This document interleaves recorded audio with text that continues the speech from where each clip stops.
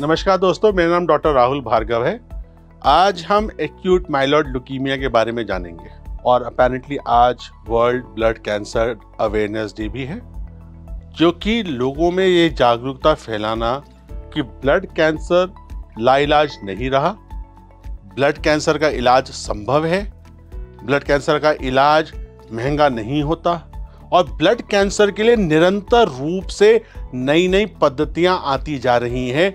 इसके लिए पूरे विश्व में world blood cancer awareness day मनाया जाता है। और उसी श्रृंखला में आज तक जब हमें ब्लड कैंसर होता था तो हम या तो कैंसर अस्पताल ढूंढते थे या हम ये मान के बैठ जाते थे घर में कि हमारा इलाज नहीं हो सकता।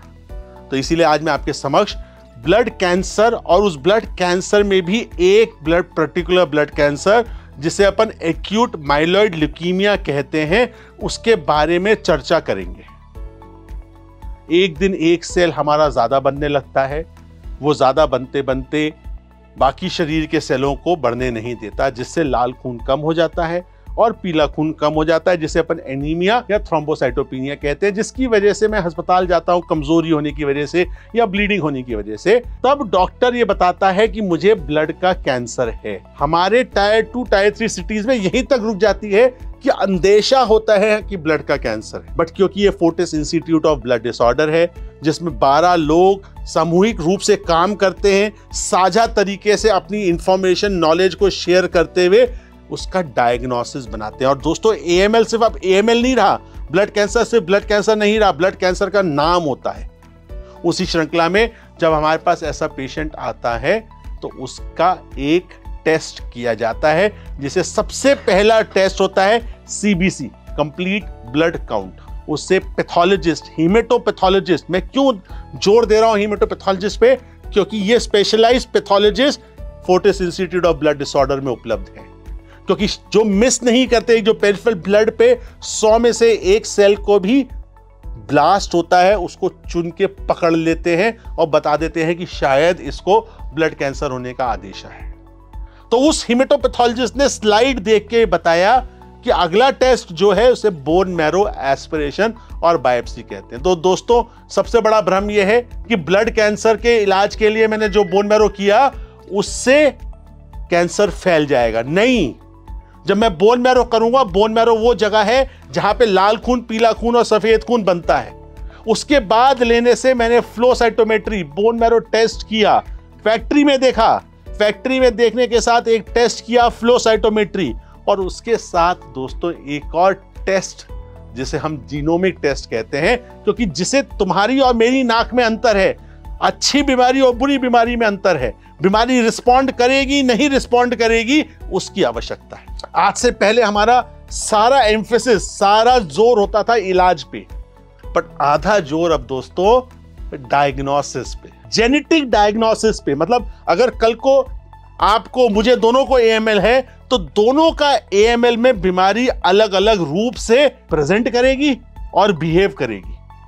उसके लिए जीनोमिक टेस्टिंग की जरूरत है, जो पहले बाहर से कराते थे तो 3 हफ्ते में आती थी, बट आजकल दोस्तों 3 से 4 दिन में आ जाती है, क्योंकि वो अत्याधुनिक मशीनों का यहां पे चयन करके लगाया गया है, सो दैट आपको उस भय मुक्त एनवायरनमेंट में रख के इलाज किया जा सके। तो फ्लो साइटोमेट्री की रिपोर्ट 1 दिन में, NGS की रिपोर्ट 3 से 4 दिन में आ गई। पता चल गया कि बीमारी कौन से प्रकार की है, अच्छी है या बुरी है, उस हिसाब से आपका ट्रीटमेंट होता है। एक दवाई है 7+3 और दूसरी दवाई है एजेसाइटिडीन और वेनिटोक्लैक्स। एक में 21 दिन भर्ती रहना पड़ता है और दूसरी दवाई में भर्ती होने की आवश्यकता नहीं पड़ती। इस माध्यम से हम इलाज चालू करते हैं और यही जीनोमिक रिपोर्ट दोस्तों ये बताती है कि मेरी बीमारी क्या सिर्फ दवाई से ठीक हो जाएगी या मेरी बीमारी के लिए बोन मैरो ट्रांसप्लांट की आवश्यकता पड़ेगी। यही सबसे बड़ा क्रक्स है AML में दोस्तों। दवाई से अगर 20% बीमारियां ठीक होती हैं तो बोन मैरो ट्रांसप्लांट से, और या बोन मैरो ट्रांसप्लांट की आवश्यकता 50 से 60% AML को पड़ती है। और वो डिपेंडेंट कैसा होता है, डिसाइड कैसे होता है, वो आपकी जेनेटिक रिपोर्ट पे होता है। जेनेटिक रिपोर्ट ध्यान रखिएगा, अगली बार डॉक्टर से जरूर पूछिएगा कि डॉक्टर क्या मैं एलिजिबल हूं बोन मैरो ट्रांसप्लांट के लिए, ये जेनेटिक रिपोर्ट के लिए। और अगर नहीं है वो जेनेटिक रिपोर्ट तो आप Fortis institute of blood disorder में डॉक्टर राहुल भार्गव, डॉक्टर चित्रेश यादव से बात करके आगे बढ़ सकते हैं। ये काम सारा इसलिए है ताकि इंफॉर्मेशन दे पाए, क्योंकि जब बोन मैरो ट्रांसप्लांट पहली बार में होता है बिना रिलैप्स किए 70% लोग दोस्तों ठीक हो जाते हैं। हाँ, सही सुना, 70% लोग। बोन मैरो ट्रांसप्लांट में आज भी हमारे जैसे अस्पतालों में मैं खुल के बोलता हूं 10 से 12 लाख रुपए की आवश्यकता पड़ती है, कहीं कहीं को 14 लाख रुपए की भी आवश्यकता पड़ती है। बट अगर मुझे पता है कि मेरी जीन्स खराब है, जेनेटिक खराब है और मुझे बोन मैरो ट्रांसप्लांट की आवश्यकता है, तो अपन सरकार के माध्यम से या सरकारी अस्पतालों में बोन मैरो ट्रांसप्लांट करा सकते हैं, जिसके लिए एक टेस्ट कराना पड़ता है HLA टाइपिंग के माध्यम से पता चलता है भाई बहन में मैच है या नहीं।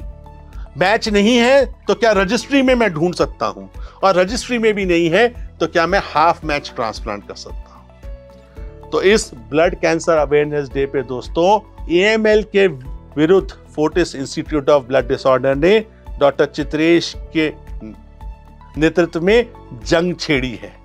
क्योंकि आज भी अगर हम देखें सारे आंकड़ों में lung cancer, breast cancer, oral head neck cancer, पर ब्लड कैंसर का बात नहीं होती। और हम हीमेटोलॉजिस्ट होते हुए ये आपसे बात करते हैं कि अगर सही इलाज हुआ तो 60 से 65% लोग को क्योर किया जा सकता है। पर अभी जंग खत्म नहीं हुई, क्योंकि हम 100% पे नहीं पहुंचे दोस्तों। हम बहुत सारी चीजें भी नहीं जानते, उसको जानना बचा है। तो इस लड़ाई में आप हमारे साथ जुड़ें। AML नामक बीमारी से ना डरें, उसके बारे में समझें, जानें, बूझें, पढ़ें और हमसे बात करें, ताकि हम और आप मिलके ब्लड कैंसर को हरा पाएं। धन्यवाद।